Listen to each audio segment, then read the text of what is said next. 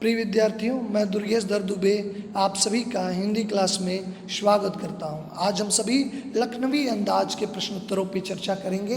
पाठ में आए हुए सभी प्रकार के प्रश्न, चाहे वो ज्ञानात्मक हो, बोधात्मक या रचना और अभिव्यक्ति का अध्ययन करेंगे। हम बेहतर ढंग से समझने का प्रयास करेंगे। आइए सबसे पहले प्रश्न, जो आपका पहला प्रश्न है, उससे शुरुआत करते हैं। यानी पहला प्रश्न इस प्रकार है कि लेखक को नवाब के किन हाव भावों से मालूम हुआ कि वे उनसे बातचीत करने के लिए तनिक भी उत्सुक नहीं हैं। लेखक को किस प्रकार पता चला कि नवाब साहब जो डिब्बे में पहले से बैठे थे और लेखक जैसे ही अचानक पहुंचता है, कैसे पता चलता है कि बिल्कुल भी वो लेखक के प्रति थोड़ा सा भी उत्सुक नहीं है बल्कि उदासीन है। इसका उत्तर इस प्रकार है कि लेखक के अचानक ट्रेन के डिब्बे में कूद पड़ने से नवाब साहब की आंखों तथा मुख पर उनके एकांत, जो अकेले बैठे थे, एकांत बैठे थे, चिंतन में खलल पड़ जाने के चिन्ह और असंतोष दिखाई दे रहे थे। बिल्कुल उनके चेहरे पे देखने से पता चल रहा था कि उनके अंदर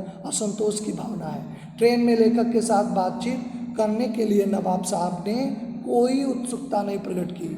यानी जब हम कोई किसी व्यक्ति से मिलते हैं तो काफ़ी गर्मजोशी से उसका स्वागत करते हैं, लेकिन थोड़ी भी उन्होंने न तो इच्छा प्रकट की न उनके तरफ देखा। इससे लेखक को स्वयं के प्रति नवाब साहब की उदासीनता का आभास हुआ। इन घटनाओं से जो है लेखक जान गया कि नवाब साहब की कोई दिलचस्पी नहीं है कि वो उनसे बातचीत करें। दूसरे प्रश्न की ओर हम बढ़ रहे हैं। दूसरा प्रश्न ये है कि नवाब साहब ने बहुत ही यत्न से खीरा काटा, नमक मिर्च बुरका, अंततः सूंघ कर ही खिड़की से बाहर फेंक दिया। उन्होंने ऐसा क्यों किया? खाया नहीं, केवल सूंघ कर ही फेंक दिया। ऐसा क्यों किया होगा? उनका ऐसा करना किस स्वभाव की ओर इंगित करता है, यानी किस स्वभाव की ओर इशारा करता है? इसका उत्तर इस प्रकार है कि नवाब साहब द्वारा खीरे खाने के प्रस्ताव को लेखक ने अस्वीकृत कर दिया था। लेखक को उन्होंने कहा था कि बिला शौक फरमाएंगे, लेकिन लेखक ने कहा नहीं खाएंगे। क्योंकि खीरा खाने की इच्छा सामने वाली यात्री के सामने अपनी झूठी शान बनाए रखने की उलझन में नवाब साहब ने खीरा खाने की सोची थी।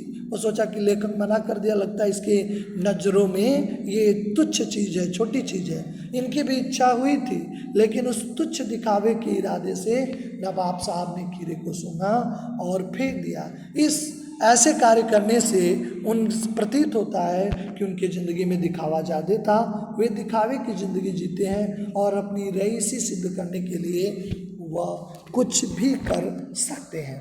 तीसरा जो प्रश्न इस प्रकार है कि बिना विचार, घटना और पात्रों की भी क्या कहानी लिखी जा सकती है? यशपाल के इस विचार से आप कहाँ तक सहमत हैं? बिल्कुल हम सहमत हैं, क्योंकि यशपाल जी इस पर व्यंग करते हैं। कहते हैं कि निश्चित तौर पे कहानी की रचना के लिए आवश्यक तत्व है कथावस्तु, कोई न कोई सिचुएशन होनी चाहिए, घटना होनी चाहिए। पात्र आदि के बिना संभव नहीं होती है। घटना तथा कथावस्तु कहानी को आगे बढ़ाते हैं। पात्रों द्वारा संवाद डायलॉग कहा जाता है। कहानी में कोई न कोई विचार, इस बात या कोई बात या उद्देश्य भी अवश्य होने चाहिए, कोई न कोई एम को लेकर। जैसे बचपन की तमाम कहानियाँ शिक्षा परक होती हैं। जैसे आप शिक्षा परक पंचतंत्र की कहानियाँ, कछुआ और खरगोश की कहानियाँ, ये तमाम उद्देश्य को है कि अगर हम अपनी चीज़ों में आज के कार्यों को डिले करते हैं तो हम पिछड़ जाते हैं। तमाम कहानियों का कोई न कोई उद्देश्य होता है, बिना उद्देश्य की कोई कहानी नहीं लिखी जाती है, तो ये जरूरी है। इस तरह बिना घटना, विचार और पात्र की कहानी बिल्कुल ही नहीं लिखी जा सकती है। चौथा प्रश्न इस प्रकार है कि आप इस निबंध को और भी किस नाम से पुकार सकते हैं या कौन सा नाम देना चाहेंगे? आप इस निबंध को और क्या नाम देना चाहेंगे? इस कहानी का नाम झूठा दिखावा, नवाबी शान, आडंबर भी रखा जा सकता है, क्योंकि नवाब साहब ने अपनी झूठी शान और शौकत को कायम रखने के लिए अपनी छोटी सी इच्छा को ही दबा दिया, यानी खीरा खाने की इच्छा को ही उन्होंने दबा दिया। यह नवाबी स्वभाव के तथा सामंती वर्ग यानी उच्च वर्ग को दिखाने की झूठी जीवन शैली और झूठे प्रदर्शन को दिखाता है, बनावटीपन को भी दिखाता है। इस तरह में बनावटीपन से बचना ही होगा।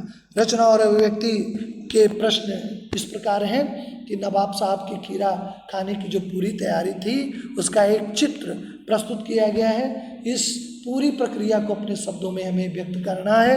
इसको अगर हम अपने शब्दों में व्यक्त करें, सेकेंड क्लास के एकांत डिब्बे में बैठे नवाब साहब ने खीरे खाने की इच्छा 2 ताजे खीरे को एक तौलिए पे रखा।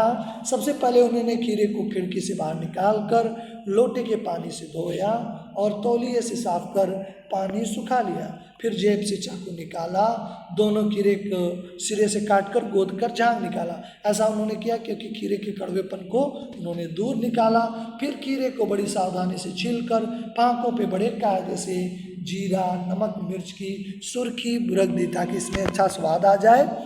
इसके बाद एक एक करके उन्होंने फाकों को उठाया और उन्हें सूंघ कर खिड़की से बाहर फेंक दिया। खाया नहीं, उन्होंने सूंघ कर खिड़की से बाहर फेंक दिया, खाया नहीं। ये पूरी उनकी तैयारी थी। यहाँ पे प्रश्न है कि किन किन चीज़ों का रस स्वादन यानी उसका स्वाद पाने के लिए आप किस प्रकार की तैयारी करते हैं। यहाँ पे खीर खाने की एक तैयारी है। अगर हमें खीर अच्छा लगता है या कोई भी वस्तु, उसकी हम तैयारी बहुत अच्छे ढंग से करते हैं। हम खीर का रस स्वादन करने के लिए उसे अच्छी तरीके से कटोरी में परोसते हैं। फिर उस पर काजू, किशमिश, बादाम और पिस्ता डालकर अच्छी तरह से सजाते हैं। फिर उसका स्वाद भी लेते हैं। पहले अच्छी तरीके से सजाते हैं और फिर उसका स्वाद भी प्राप्त करते हैं। अगला प्रश्न है कि खीरे खाने के संबंध में नवाब साहब के व्यवहार को उनकी सनक कहा जा सकता है। और आपने नवाबों की और भी सनकें सुनी होंगी और या पढ़ी होंगी। किसी एक के बारे में बताया, जैसे हमने कहानी के प्रारंभ में भी आपको बताया था कि नवाबों की सनकों के लिए ही जाने जाते हैं। एक नवाब के महल को एक अंग्रेज ने घेर लिया था। अंग्रेजों की एक सेना की टुकड़ी ने घेर लिया था, महल पे कब्जा करना चाहते थे। महल के सभी सदस्य भाग रहे थे। नवाब साहब बार बार पुकार रहे थे, कोई मेरा जुराब पहनाए, कोई मेरा मोजा पहनाए, लेकिन सब लोग अपनी जान बचा रहे थे। कौन उनको मोजा पहनाए, क्योंकि बचपन से लेकर आज तक वो मोजा किसी दूसरे के द्वारा ही पहने थे, भाग नहीं रहे थे। सभी लोग भाग गए। अंग्रेज ने नवाब साहब को चारों तरफ से घेर लिया था, चारों तरफ से घेर दिए गए। उन्होंने अंग्रेजों ने पूछा, नवाब साहब आप भागे क्यों नहीं, आपको जान प्रिय नहीं है। उन्होंने कहा कि मेरा मोजा पहनाने वाला कोई नहीं था और बचपन से आज तक हम बिना मोजा कोई दूसरा ही पहनाया है। कहा आपको जान की डर नहीं लगती। उन्होंने कहा शान ही हमारी जान है, अगर हम लोगों की शान चली गई, समझिए जान चली गई। आप मारना चाहते हैं तो मुझे मार सकते हैं। यह घटना अंग्रेजों के लिए एक हास्यास्पद हो गई और उन्होंने उनको छोड़ दिया। उनकी इस दशा पे उनके महल पे कब्जा भी नहीं किया। 7वां प्रश्न है, क्या कोई सनक का सकारात्मक रूप हो सकता है? यदि हाँ तो ऐसी सनकों का उल्लेख कीजिए। देखिए सनकें 2 प्रकार की होती हैं, एक सकारात्मक और दूसरी क्या होती है, नकारात्मक। सकारात्मक सनकें हमेशा फायदेमंद होती है।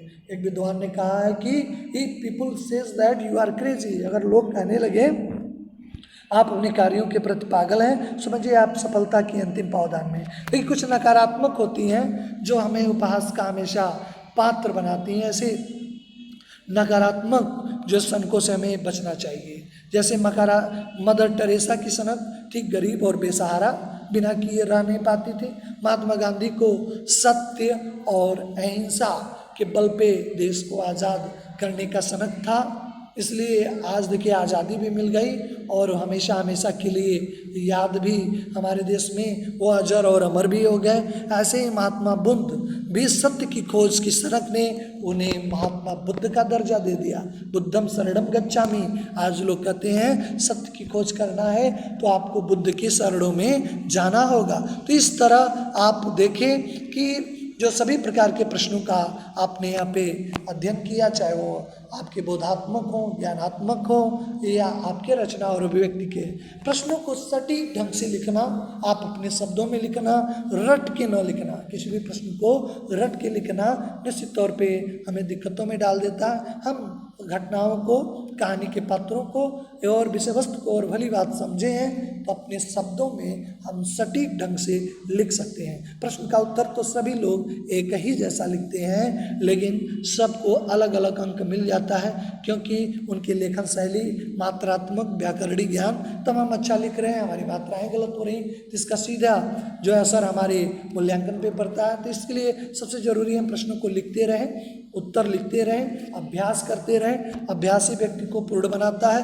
Practice makes a man perfect. तो निश्चित तौर पे अगर आप अभ्यास करेंगे, बार बार जो है कहानियों को पढ़ेंगे, उत्तरों पे विचार करेंगे, तो दोहराने की वृत्ति आपके अंदर विकसित होगी और आप परीक्षा में सटीक ढंग से प्रश्नों का उत्तर लिख सकते हैं और जवाब आप दे सकते हैं। हमें आशा है कि आपको समझ में आया होगा।